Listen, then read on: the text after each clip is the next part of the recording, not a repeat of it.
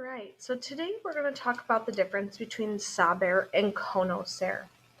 As you guys know, saber and conocer both mean to know, and you can't use these interchangeably, which means you can't use one in place of the other. So let's make sure that we have a good grasp on what each one means so that we can be successful with this topic. So saber means to know facts or information.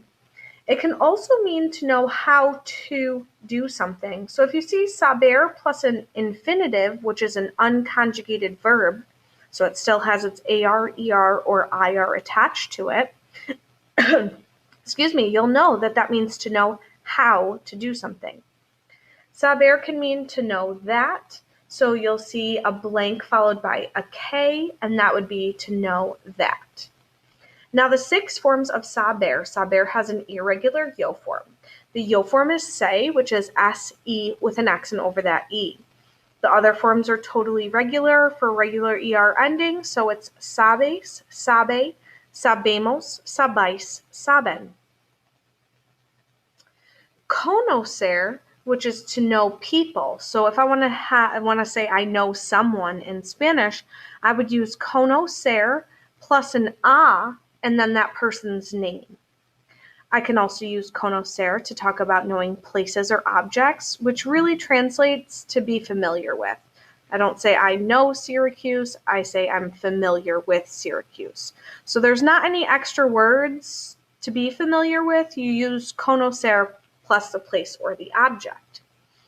Now the 6 forms of conocer are conozco. This one also has an irregular yo form. The yo form goes to Z, C, O. Then it's conoces, conoce, conocemos, conocéis, conocen. So on a quiz or a test, I will not give you which verb that you need to use in a blank. You have to figure that out on your own. So a couple of ways to be successful with that is, one, you could translate the sentence in your head to English if you really wanted to. I know how to speak Spanish. Okay? So we know to know how to is saber. Another indicator that this one would have to be saber is because this right here is an infinitive. Again, an infinitive is a verb that still has its AR, ER, or IR attached to it. It has not been conjugated yet. So we know that this one would have to be saber because hablar is right there.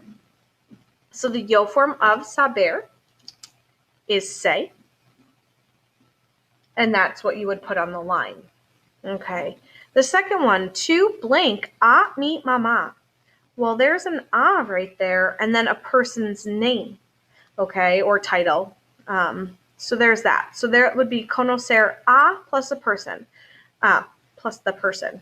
And then it's conoces is the to form. So that's what you would write on the blank. This should be your thought process while you're completing your class activities and your tests and quizzes. Ella blank que mañana es martes. So again, 2 ways. She knows that tomorrow is Tuesday. Or I know that saber plus, or anything followed by a K, this one has to be saber. So the ella form is sabe. Nosotros blank San Jose, Costa Rica.